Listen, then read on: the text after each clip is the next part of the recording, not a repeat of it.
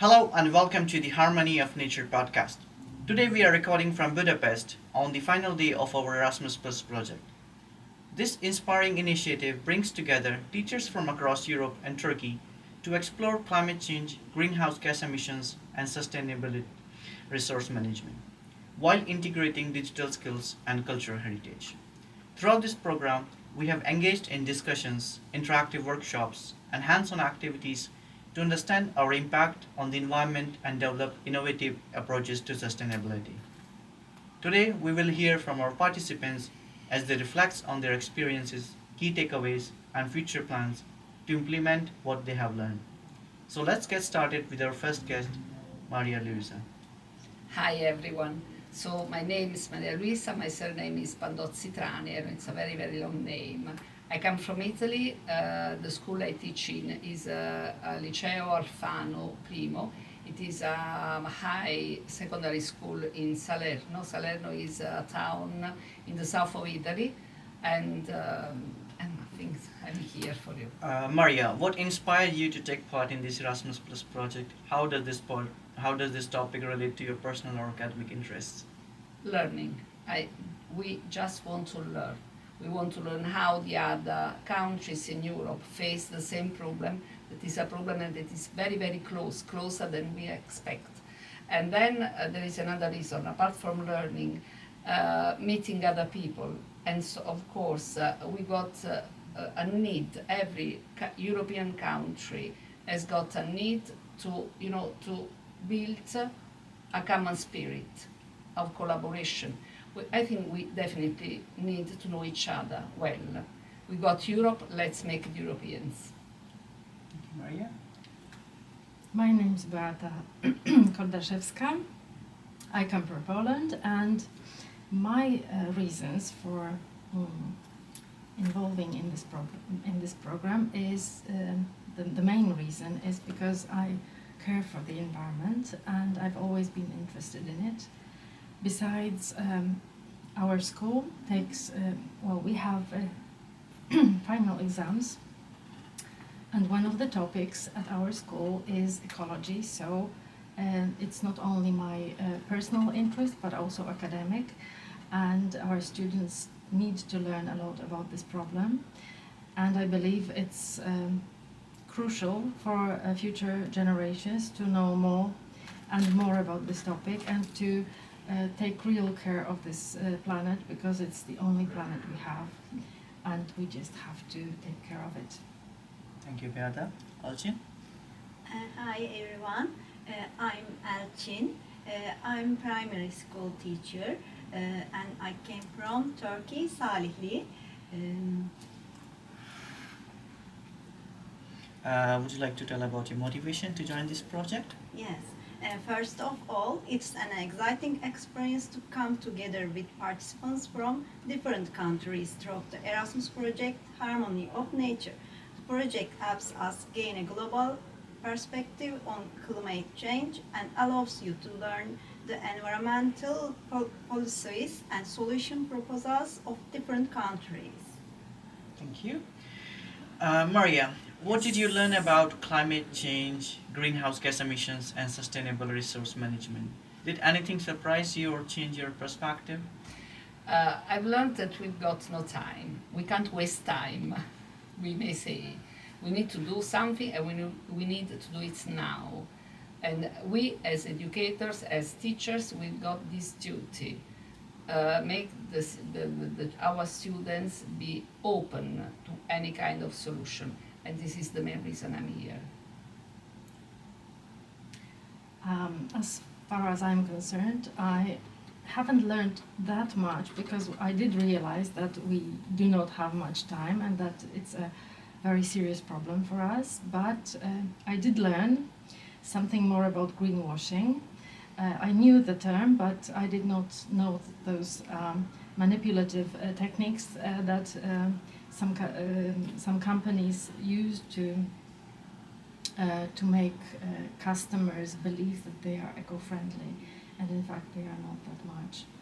And the other thing is that we found this calculating carbon footprint app very interesting, because I think it might make our students interested in it, and it shows straight away certain impact that we have on nature. And we like this idea that we have only one Earth, and how many Earths do you need to, when you use resources, how many Earths will you need while you have only one? So that was something special for me. Elgin? And climate change is leading to long-term changes in weather and climate patterns around the world. Effects such as global temperature increase, extreme weather events, sea level rise, and ecosystem degradation occur. Human activities, especially the burning of fossil fuels and deforestation, are the main causes of climate change. Increasing greenhouse gas emissions causes global warming and accelerates climate change. Therefore, reducing greenhouse gas emissions is a critical step in combating climate change. Okay. Mariam, so how will you share your experience and knowledge gained from this project? Do you have any plans to implement eco-friendly initiatives in your schools or communities? Okay, yes. The way we are going to share what I've learned once back in Italy will be through meetings with the other teachers, meetings with the students. And as in our curricula, I've got a subject we call Educazione Civica, that's the Italian title, civic education, civic education. We have video lessons, and I will take part to video lessons and just tell them what I've learned. The most extraordinary thing I've never heard before, was this greenwashing, but I think we will talk about it later, so I don't want to take my partner's time. Beata? As for myself, I will definitely share it with my colleagues, both my colleagues and with my students. We found it especially interesting to use those lesson plans to make our students realize something more about product advertisements, for example. And also we believe that it's important to teach our students critical thinking, and that might help. This kind of lesson would be very useful for us. And in general, I think we will observe how this project develops, and we'll apply it in our future work. Very nice. Elgin? Renewable energy source, energy efficiency, organic agriculture, and waste management are important components of sustainable research management.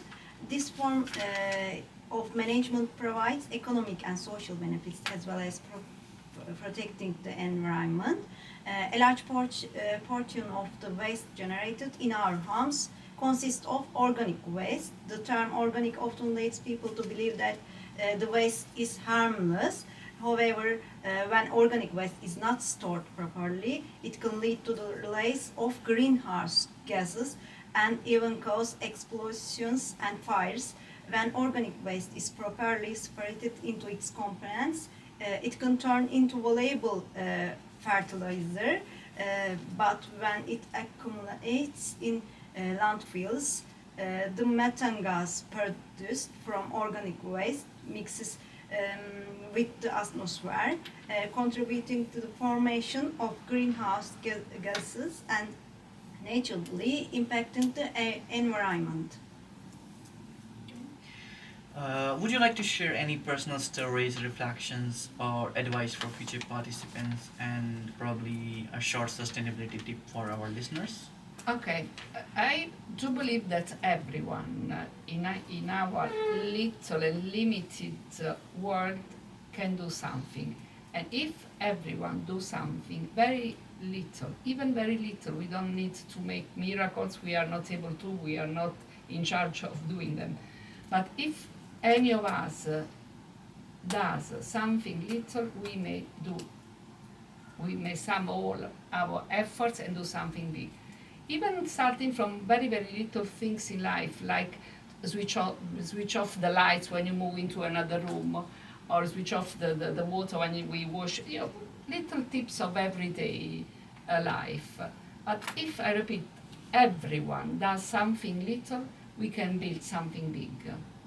It's just a starting point. We can do something, and we will, because as she said rightly, the heart is one, and we must defend it. We have no choice. There are no choices. Exactly, there is no planet B. Thank you Yeah, very there's no much. planet B. She was right, Greta. Yes, Beata? Well, I have to agree with my friend. I Thank you. think this is the only way we can deal with this problem, and we have to do it every day.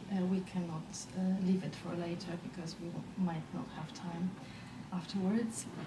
So I believe we're going in the right direction.